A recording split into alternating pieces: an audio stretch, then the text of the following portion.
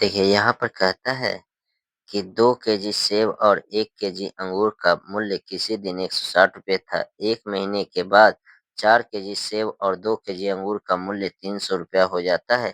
तो इस स्थिति का बीजगणितीय और ज्यामितीय निरूपण में व्यक्त करें। तो यहाँ पर देख रहे हैं कि दोनों विधि करा है, बीजगणितीय और ज्यामितीय। तो सबसे पहले माना कि सेब का 1 केजी सेब का मूल्य बराबर ₹100 है तथा 1 केजी अंगूर का मूल्य ₹22 है। 1 केजी अंगूर का मूल्य ₹22 है। ठीक है? यहाँ पर हमने देखा कि 1 केजी सेब का मूल्य ₹100 और 1 केजी अंगूर का मूल्य ₹1 है, ₹22 है। तो हम प्रश्न से अब देखते हैं, यहाँ पर देखिए कितना दिया, 2 केजी सेब दिया। तो 2 केजी 2x हो गया। अब प्लस सेब देखिए, अंगूर 1 केजी दिया हुआ था। ये तो 1/, हो गया, बराबर दिया हुआ ₹160। ये पहला इक्वेशन हो गया।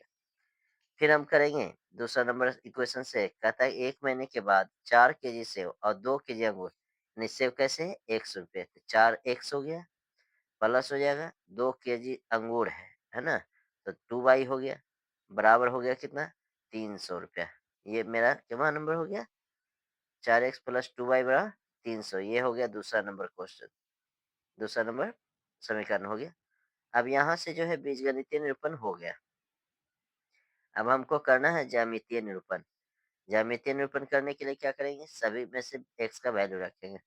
समीकरण 1 में, यानी अब हम लोग देख रहे हैं 1 में क्या है, 2x प्लस वाई बराबर 160। अब 2x को हम उस तरफ ले जाएंगे तो एक वाई बराबर बचेगा 160, अब माइनस कितना x, 2x। तो यहाँ पर अब हम देखते हैं जब x बराबर वैल्यू रखेंगे तो x बराबर, चूंकि हम देख रहे हैं कि बड़ा बड़ा है, तो यहाँ बड़ा वैल्यू रखना चालू करेंगे हम लोग। इसलिए रखते हैं, जब x बराबर 40 रख देते हैं तो 40 दूनी कितना हो जाएगा, 80, और 160 में से घट गया तो y बराबर कितना बचेगा, 80, है ना? फिर रखते हैं, जब y बराबर x बराबर रख देते हैं कितना, 60 रख देते हैं, तो कितना हो जाएगा, 60 दूनी 120, अब y तो घट गया तो y बराबर कितना हो गया, 40। फिर रखते हैं, जब y बराबर रख देते हैं, कितना रख देते, तो 80 रख देते हैं मान लिया, तो y बराबर रख देते हैं, अब हम लोग 20 रख देते हैं, ठीक है? तो सॉरी, x बराबर रख देते हैं, कितना बराबर, x बराबर रखते हैं 20, तो y बराबर आ जाता है कितना, देखिए 20 दूनी 40 घट गया, तो 160 में से 40 घट जाएगा, है ना? तो बच गया 120। ये हमारा निकल गया वैल्यू। ये टेबल के अनुसार लिख देंगे, यानी अब हम लोग जो है लिख देंगे समीकरण 1 के लिए तालिका, 1 के लिए तालिका बना लेंगे, यानी टेबल बनाएंगे, है ना? तो यहाँ पर देखेंगे दिया हुआ है कि एक्स और वाई, एक्स और वाई। तो यहाँ पर 3 कॉलम है। तो देखिए एक्स बार जब 40 रखे तो वाई बार कितना आ गया, तो यहाँ पर आ गया हम लोग को 80। फिर जब रखे 60 तो आया कितना, तो 40 आ गया। फिर रखे हम लोग 20 तो आया कितना, तो यहाँ देख रहे हैं कि 120 आ गया। अब चलेंगे कीमत समीकरण 2 से। अब कौन से समीकरण से, 2 नंबर समीकरण से।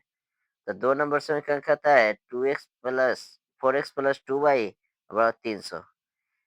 अब देखिए दोनों में से 2 कॉमन है, तो यहाँ बच गया 2x प्लस वाई बराबर कितना हो गया, 300। 2 गुना में इधर जाएगा तो भाग में, तो हो गया 2x प्लस वाई बराबर कितना हो गया, 300/2, कट गया कितना, 175, 150 बार में। अब यहाँ देखिए 2x को हम लोग उधर ले जाएंगे, तो वाई बराबर कितना बचेगा, 150, और माइनस कितना x, 2x।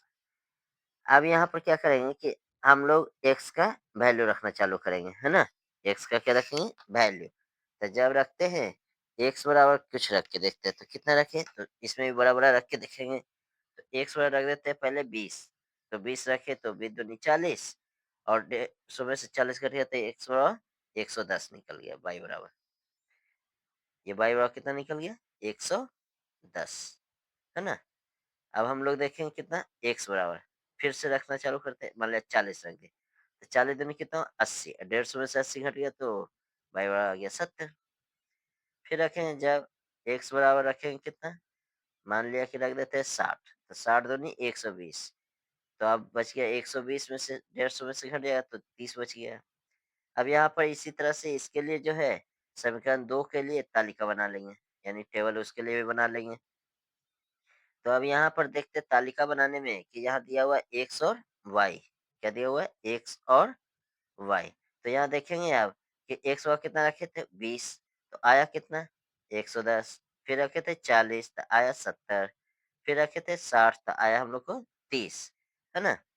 अब यहाँ पर जो है हम लोग का बीजगणितीय निरूपण जो है हो गया। अब हम लोग जो है इसका ग्राफ खींचेंगे। तो ग्राफ खींचने के लिए हमने बताया था कि इधर एक्स होता है और इधर एक्स डैश होता है। ऊपर में वाई और नीचे में वाई डैश होता है।